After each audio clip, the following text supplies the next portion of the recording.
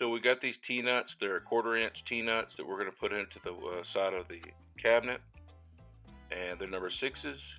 I just matched it up with the number 6 bolts and got some number 6 washers. You're going to need some drill bits. You're going to need a screwdriver. You're going to need a hammer. You're going to need a drill, and you might need an impact. This is where I got them on the fastener aisle, so just so you can kind of familiarize yourself where they are. We're going to go ahead and take these old screws out, because every time I take this out, I have to I have to drill new holes into my cabinet. I don't want to do that anymore. So we're going to take the old ones out, pull out. Now we have these T-nuts, so we got to get a drill bit a little bit bigger than the T-nut.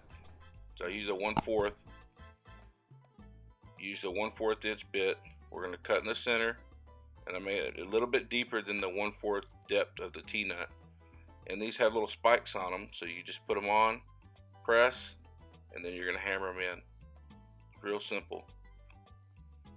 Going to go ahead and drill the center on the other side. Again, these are real sharp. Just center it up, push it a little bit, and then you'll be able to tap them in place. I went ahead and sprayed good. So we're going to go ahead and put the bolts in with our washer. I just drilled out a hole. And now I can take this off every time I need to without drilling new holes. Hope you liked the video. Take care. Like and subscribe.